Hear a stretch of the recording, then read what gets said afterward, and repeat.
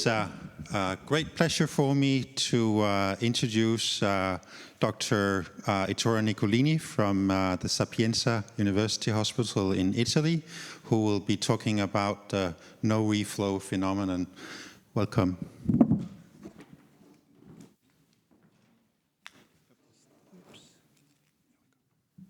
Thank you for the invitation. It's a pleasure to be here. Yes, we've heard about the acute phase, so before recanalization. Now I will talk about another part of the acute phase, but what happens after the large vessel recanalization. So these are my disclosures. So everything starts from futile recanalization, so that group of patients who reaches a successful recanalization but doesn't reach functional independence. This account about for 30–50% in some real-world data. And one of the possible explanations for futile recanalization is the no-reflow phenomenon. We know it since 1970, but in ischemic stroke, we studied it just in the late years. And it's the absence of perfusion in the capillary bed after restoration of the patency of the large artery. According to some clinical data, about 1/3 of patients with large vessel recanalization would have no-reflow phenomenon. It's quite a complex phenomenon. You see that three different mechanisms are involved. We have both intra-endovascular aggregation of platelets and neutrophils, but also vasoconstriction and pericyte and feet contraction, as well as edema and blood-brain barrier disruption might contribute to no-reflow phenomenon. To date, we don't have a reliable method to detect no-reflow phenomenon in our patient, or at least it's still very debated. The most used definition use the cerebral blood flow and cerebral blood volume on 24-hour MRI. This definition was created by the group of Melbourne, who tested a definition of no-reflow phenomenon as an interside asymmetry higher than 15% in cerebral blood flow and cerebral blood volume within the ischemic core. What they found, both in the first study and then in the second validation study, was that this definition of no-reflow was found in about 25–30% of patients, and that actually it was predictive of worse functional outcome at 90 days, as well as of worse early neurological outcome and risk of hemorrhagic transformation. But actually, not all studies agreed and reported the same data. Another interesting result is this from the Bern group, who classified patients in 4 different perfusion patterns at 24 hours. So normal perfusion, the majority, hyperperfusion, hypoperfusion, and mixed. As you can see, the hypoperfusion, which should be the one corresponding to no-reflow phenomenon, was really rare in this cohort, just 6% of patients, but still it was predictive of worse neurological outcome. Another study compared different definitions of no-reflow phenomenon. In particular, in this study from the Montpellier group, they tested 3 different definitions. So Tmax higher than 6 seconds, wedge-shaped hypoperfusion, and then the definition we saw before, so the interside asymmetry of 15% in cerebral blood flow and cerebral blood volume. What they found was, first, that once more, the microvascular hypoperfusion is really rare. It's not more the 30% we've seen before, but it's just 6%. Then that the incidence of this hypoperfusion at 24-hour decreased with increasing MTC score, especially in the first two methods. So maybe what we are looking at is not no-reflow phenomenon, but is distal embolization, and they could not find any association with functional outcome. So actually, there is great heterogeneity about no-reflow phenomenon definition. You see that most of studies have used CT perfusion or MRI perfusion, but others have used DSA, others transcranial Doppler. And even in studies using perfusion, there is heterogeneity of definition. In this meta-analysis published last year, they found that prevalence was really heterogeneous among studies, and that in the meta-analysis they could not find an association between no-reflow phenomenon independently from the definition and functional outcome at 90 days. But still, there was an association with early functional recovery. Actually, another study compared different definitions. This study used data from randomized trials, so really good data from Extend AI TNK. And what they found was that actually definition A, C, and D, so the one of the 15% interside asymmetry, but also the one using Tmax, were predictive of functional outcome at 90 days. Among these, the best performance was from the definition from the Melmund group, so the 15% interside asymmetry with the greatest, with the highest area under the curve. So, but why there is so much heterogeneity? I will not go into deep of this slide because Professor Ostergaard already told you about that, but actually maybe the problem is that we are losing microvascular perfusion when we are looking at cerebral blood flow and cerebral blood volume. We should consider capillary and capillary transit time heterogeneity. So as Professor Ostergaard said, is the time available for blood tissue diffusion exchange before the blood leaves the tissue. And this is heterogeneous, so we don't have this state. We have this state with different states of capillaries in the capillary bed, both in resting state and in ischemic state.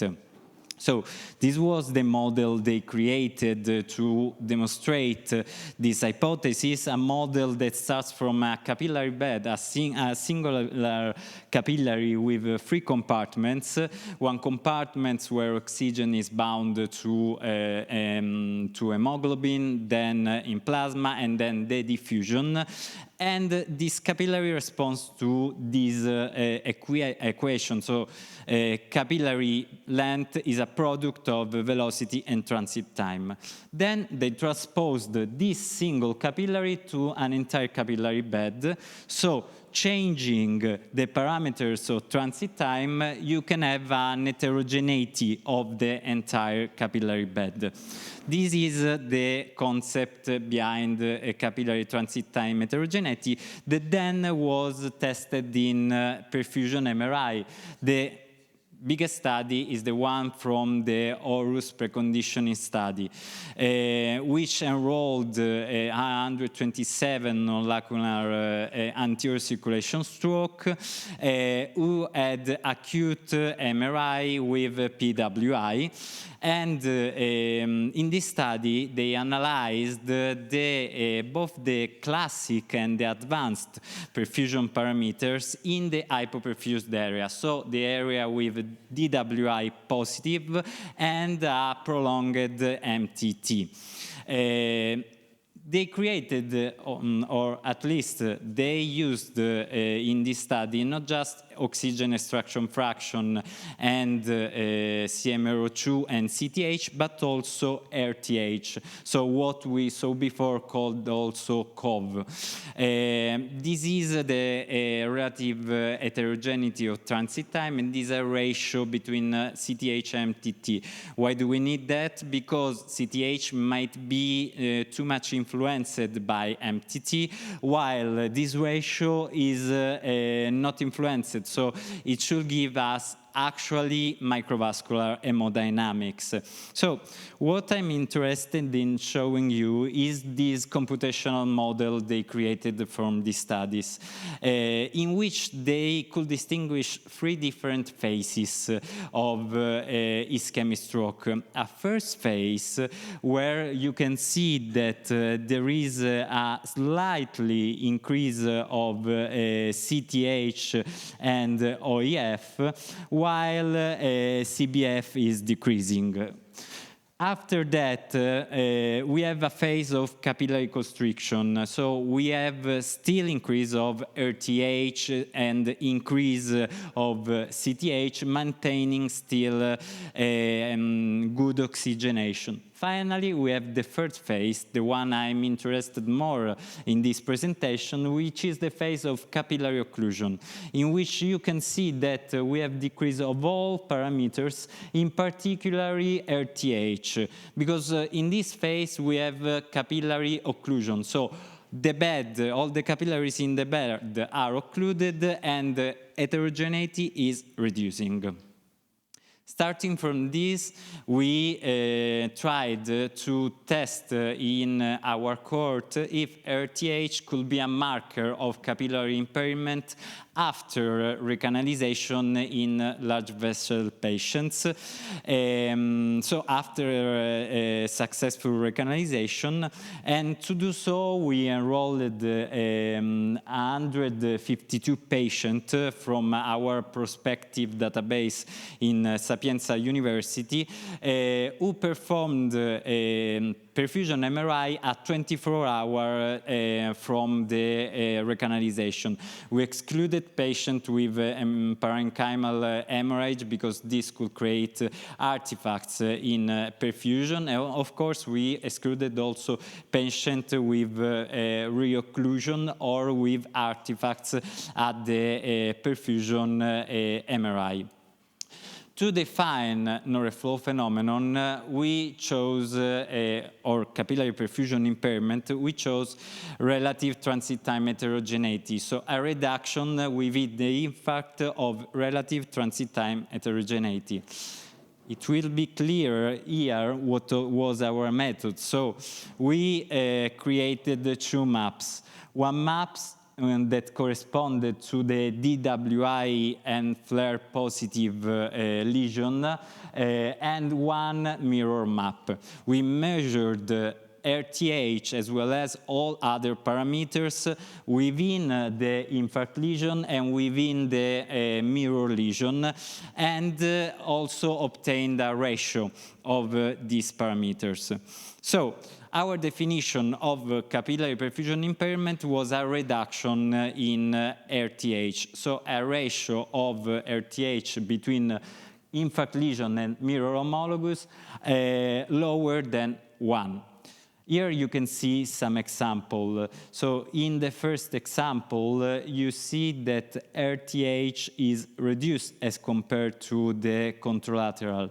In the second example, you see here RTH is exactly the same of the mirror homologue.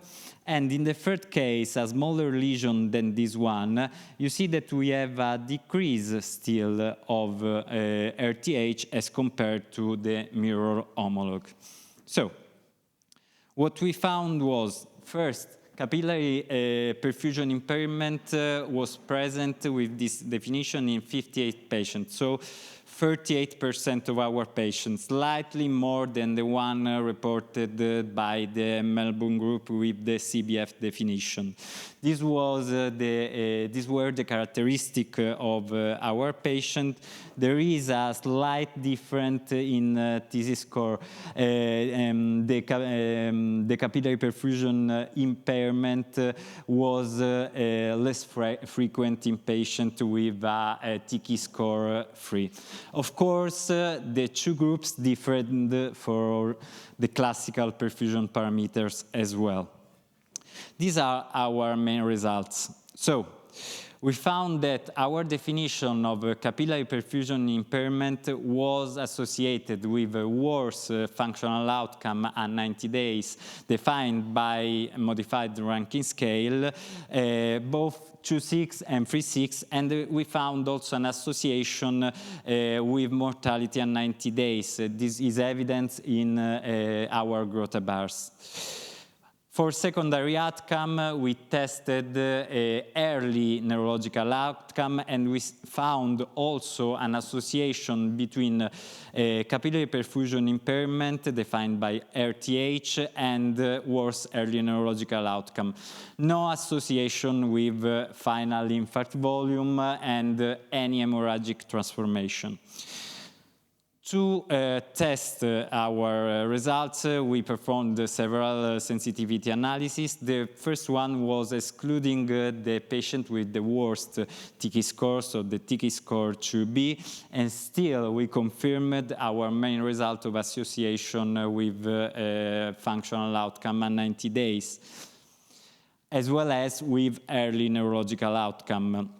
Then we wanted to test also the classical or most widely definition of no-reflow phenomenon, so the 50% interside asymmetry, but in our cohort we could not find the same association showed in previous studies.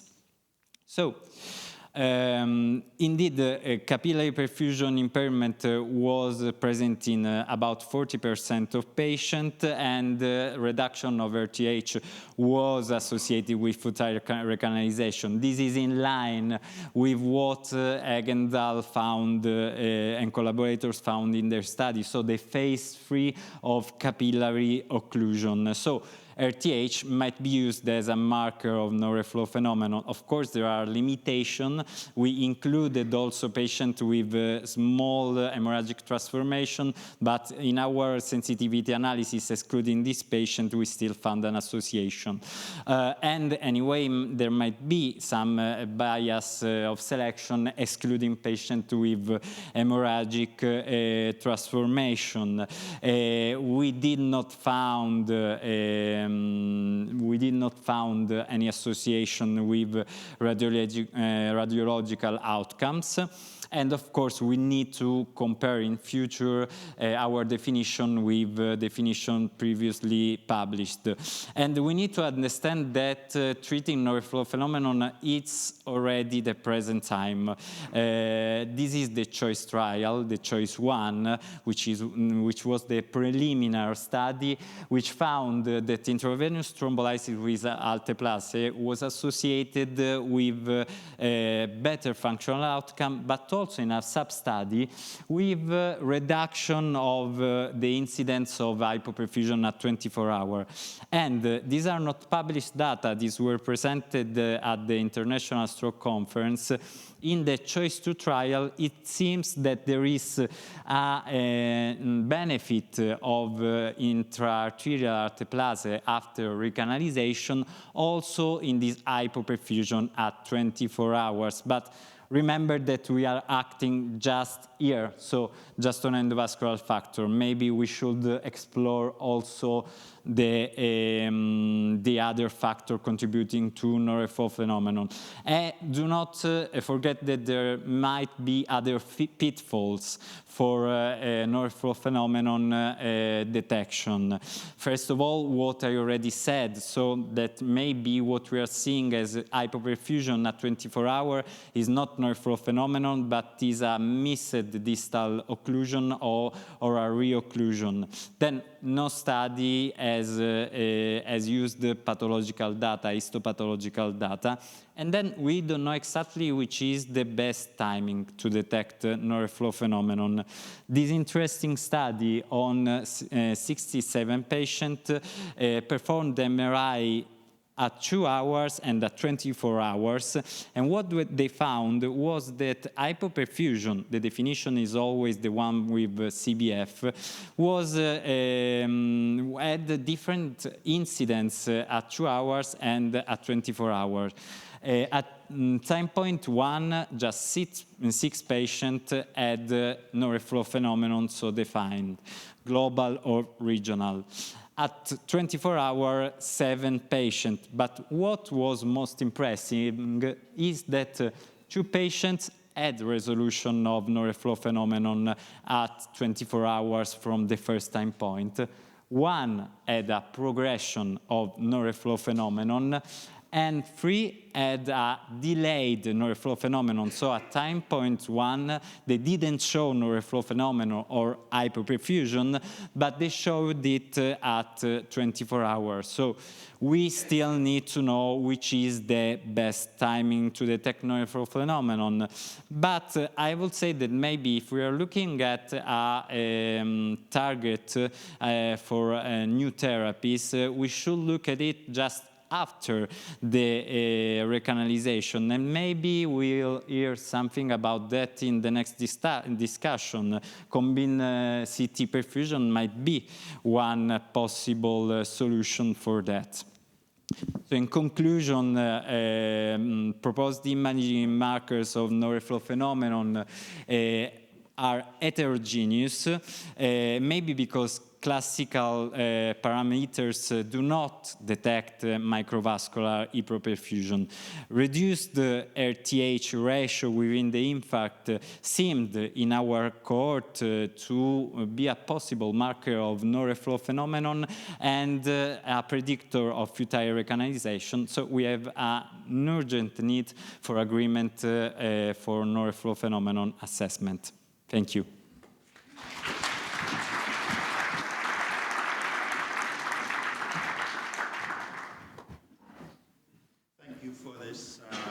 Outstanding overview of this important phenomenon and some exciting data. Are there questions?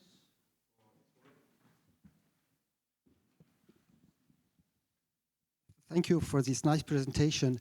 I have a question about the exclusion criteria. You said pH, you exclude pH hematoma, but don't you think it's also important to exclude very small hemorrhagic transformation? Yeah, I agree that small hemorrhages might create some artifacts, and that's why we performed a sensitivity analysis excluding these patients, and our main analysis were confirmed excluding patients with petechial hemorrhage. On the other side, if we are excluding this patient, we are creating a selection bias, on my opinion. Maybe segmentation, we should look better at segmenting our ROI, our region of interest in these patients. Other questions?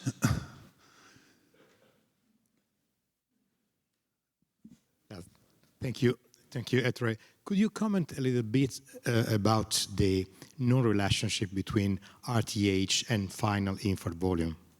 Yeah. So we think that no-reflow phenomenon is independent from the final infarct volume. What we might find is that no-reflow phenomenon is influencing the infarct growth, not the final infarct volume. Actually, we did not have, or we did not analyze data on core volume at baseline, but I think that in future study, infarct growth instead of final infarct volume should be detected, because even a smaller lesion, as we saw in our example, might have no reflow phenomenon. Maybe a big lesion doesn't have no reflow phenomenon. So, in my opinion, infragrowth is much more important. Other questions? Otherwise, I have one. You talk about we should decide or agree on a definition of the no-reflow phenomenon. Agreement, about such an issue is maybe, I think it's a bold wish, but it's very important. If you could name 2 or 3 parameters that you think should be in such a definition, what would that be? Or should there also be some clinical... Yeah, of course, RTH, I need to say, but then the interside asymmetry of 15%, I think today it is the best definition or the one with the most evidence, definitely. Yeah, then I think that also using DSA might be a good definition because we have a dynamic, it's an indirect definition actually, because we are seeing just the delay, but we have on-site dynamic observation of capillary bed, because we have 3 different phases in DSA, so this 3 definition I would say would be the best one to consider. Thank you so much. An applause again for Dr.